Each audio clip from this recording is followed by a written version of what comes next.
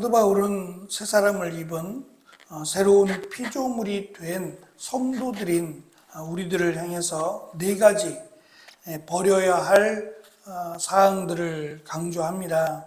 이것은 중간에서 첫 번째, 두 번째 이후로 한 번 더 강조하고 있는 것처럼 마귀에게 기회를 준다, 틈을 준다라고 강조하므로 결코 해서는 안 되는 이러한 사항임을 강조하고 있고, 특별히 마귀가 이렇게 기회를 엿보고 기회를 노리는 이유는 예수 그리스도를 통해 세워진 교회, 이 교회를 무너뜨리고 또 이 교회가 하나 되는 것을 방해하는 데 목적이 있어요. 그래서 이것만이 아니라 어찌하든지 사탄은, 마귀는 기회를 엿보고 있다라고 하는 것을 우리가 기억하고, 이것은 단순히 육적인 문제를 넘어서서 영적인 문제고 영적인 싸움임을 우리가 기억을 해야 됩니다. 그래서 어제 이 거짓말이라고 하는 진리를 왜곡되게 말하거나 진리가 아닌 것에 관심을 두지 말라라고 하는 말씀이었고, 화를 품게 되더라도 해가 질 때까지 품지 말아야 할 것을 강조했습니다. 오늘은 세 번째와 네 번째에 해당되는 말씀인데, 세 번째는 도둑질하지 말라고 말씀합니다. 교회 안에서 도둑질이 있다, 도둑질을 하지 말라라고 하는 것을 그냥 표면적으로 보면 교회 안에는 다양한 사람들이 있고, 그 중에는 자영업을 하는 사람도 있을 것이고 또 주인들도 있을 것이고, 또 반면에 가난한 사람들이나 종이나 노예와 같은 사람도 교회 안에 있었을 겁니다. 그냥 옷만 봐도 뚜렷하게 차이가 난다라고 말씀을 드렸고, 고린도 교회를 예를 들어 보면 부자들끼리, 있는 사람들끼리 식사를 하거나 교제를 했다라는 것을 알 수 있습니다. 어쩔 수 없는 상황이더라도 그것이 교회 안에 존재해서는 안 된다라고 사도 바울은 강조하고 있고, 특별히 이 가난하고 어렵고 힘든 사람들이 이 부자 성도들, 교회 안에 있는 부자의 것을 탐했기 때문에 도둑질하지 말라고 그랬을까? 물론 근거 없는 말은 아닐 겁니다. 말씀드린 표면적으로 보면 부자가 가난한 자들의 것을 탐낼 이유는 없으니까 가난하고 어렵고 힘든 사람들이 부자의 것을 훔치거나 탐냈을 가능성이 훨씬 높습니다. 그러나 사도 바울이 지금 강조하고 있는 도둑질하지 말라라고 하는, 특별히 교회에서 성도들에게 이 말을 했던 정말 의미심장한 이유는 또 다른 면에 있습니다. 예수님께서 6장에서 제자들에게 하신 말씀 중에 특별히 너희를 위하여 세상에 재물을 쌓아두지 마라. 땅에서는 좀이 먹거나 녹슬어 못 쓰게 되고 도둑이 와서 훔쳐갈 것이다. 그러므로 너희의 재물을 하늘에 쌓아두라고 말씀하셨습니다. 여기서 이 도둑질이라고 설명되는 이것이, 이 내용상의 의미를 보면 내 물건을 내가 쌓아두겠다는데 이것이 도둑질과 연관이 될까라고 생각할 수 있습니다. 그러나 하나님의 관점에서는 이 재물이라고 하는 것이 사용되도록 주신 거예요. 쌓아두라고 주신 게 아니라 사용하라고 주신 건데, 그것을 쌓아둠으로 도둑이 발생하고 그것을 쌓아둠으로 좀이나 또 이 벌레들이 녹슬게 만들어 버리는, 쌓아두지 않았으면 이러한 일이 생기지 않을 것을 말씀하고, 오히려 하늘에 쌓아두라고. 결국 이 말씀은 하늘에 쌓을 수 없죠. 하나님이 이것을 사용하시도록, 하나님의 뜻에 맞게 사용하도록 하라는 말씀입니다. 다시 말하면 자신을 위하여 재물을 세상에 쌓는 것이 하나님이 보실 때 하나님의 것을 도둑질하는 것이고 하나님의 것을 훔치는 것으로 말씀하시고, 하늘의 보물을 쌓아서 하늘에 계신 하나님께서 기뻐하시는 일에 사용하시게 해야 한다는 말씀입니다. 그렇다면 사도 바울이 강조하는 도둑질하지 말라고 하는 것은 1차적으로는 가난하고 힘들고 어려운 이들, 또 부자의 것을 탐낼 수밖에 없을 만큼 훔치면 훔칠 수밖에 없는 나쁜 악한 습성도 있겠지만 그럴 수밖에 없는 모습도 없지 않아 있겠지만 조금 더 적극적인 의미로 살펴보면 부자들에게 하신 말씀이에요. 부자들에게 너희들의 것을 쌓아놓는 이런 도둑질, 하나님의 것을 도둑질하는 일을 하지 말고 너희들의 것을 사용하여 교회 안에 어렵고 힘들고 정말 도움이 필요한 이들에게 적극적으로 나누어 주라고 지금 하고 있는 말씀이라고 생각이 됩니다. 두 번째, 이 마지막 네 번째에 해당하는 내용이 악한 말을 하지 말라는 겁니다. 쉬운 성경에서는 험한 말이라고 좀 쉽게 설명을 하고자 했어요.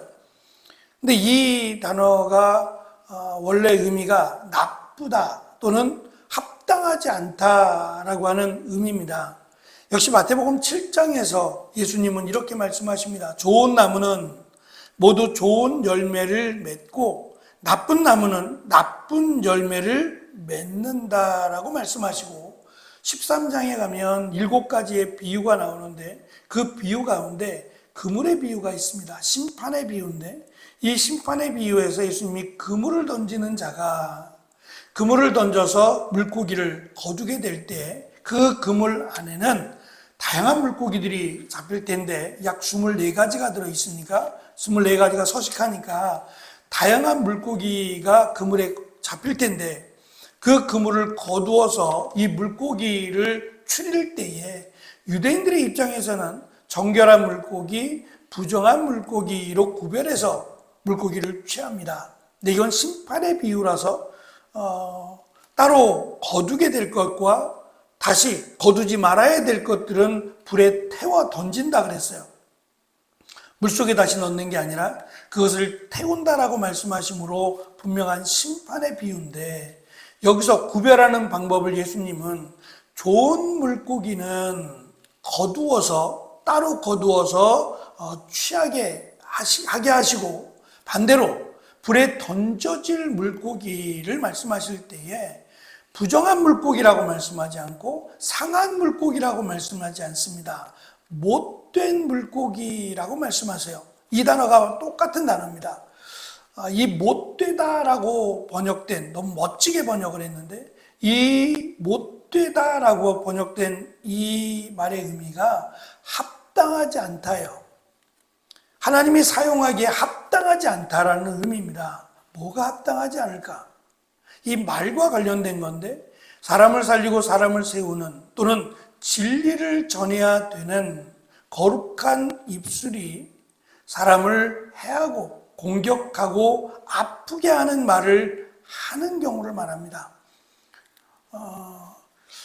우리가 살아가면서 제일 많이 우리의 몸 가운데, 우리의 지체 가운데 가장 많이 사용되어지는 것이 있다면 아마 입일 겁니다. 말일 것이고요. 그런데 이 가장 많이 너무도 쉽게 하게 되는 이 말이 오히려 교회 안에서 성도들에게 상처를 주고 아픔을 줄 수 있다라고 하는 것을 기억해야 됩니다. 특별히 1세기의 수준이 다르고 또 생활이 다른 이런 상황 속에서 쉽게 던진 말 한마디가 저들에게는 큰 상처를 줄 수 있습니다. 근데 그것이 당연하다고 생각했어요. 주인이 종에게 말을 걸러서 하겠어요? 하고 싶은 말 또는 그냥 스트레스를 풀기 위해서 종들을 모욕하고 욕하고 하는 일들은 비일비재했습니다. 그런데 그것이 교회 안에까지 들어왔을 가능성이 매우 높아요. 내 종이 아닐지라도 다른 성도들의 종일지라도 막대하는 일들이 많았을 겁니다. 사도 바울은 이것이 하나님의 기준 또는 하나님이 보시기에 결코 합당하지 않다라고 반드시 이러한 것들을 끊어내고 버려야 한다라고 말씀했어요. 그러면 이것이 쉽겠는가라고 하는 점이죠. 우리가 지금 이 시대의 시선으로 보면 당연히 뭐 할 수 있겠다, 노력하면 되겠다라고 생각할지 모르지만 훨씬 어려웠을 겁니다. 정말 부단히 노력하지 않으면 쉽지 않겠다라는 생각을 가져봅니다. 문제는 이렇게 하는 것이 하나님의 성도답지 않은, 결코 하나님이 사랑할 만하지 않은 모습이라는 점이고, 또 한 가지는 이 네 가지 전부라고 할 수는 없지만 말과 관련되어 있어요. 거짓말 또는 화를 품는다든지 또 나쁜 말을 한다든지, 뭐 도둑질을 제외하고라도 세 가지는 전부 말과 관련되어 있어요. 이처럼 우리가 하루를 살아가면서 가장 많은 행동 가운데 이 말이 주가 될 수도 있는데, 이 말들이 사람을 살리고 세우거나 하나님을 영화롭게 하거나 이렇게 사용되면 더없이 좋을 텐데, 그게 아니라 이 내 말 한마디가 사람들에게 상처와 아픔과 고통을 줄 수 있다. 이것도 너무 쉽게 말이죠.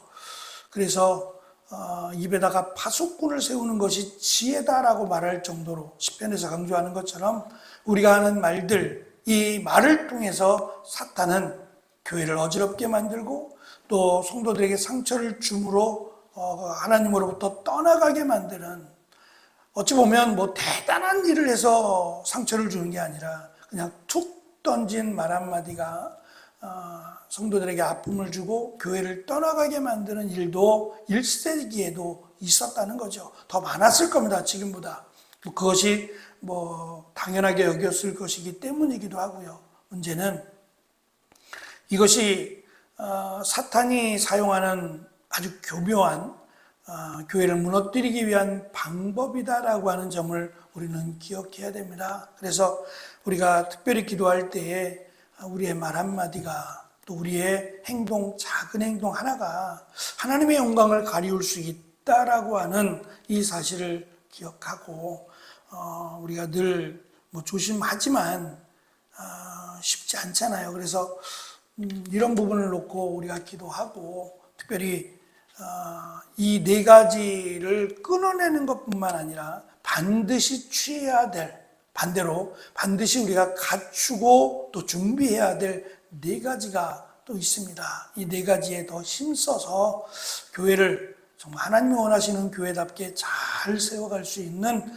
귀한 은혜가 우리 가운데, 교회 가운데 충만하기를 간절히 축원합니다.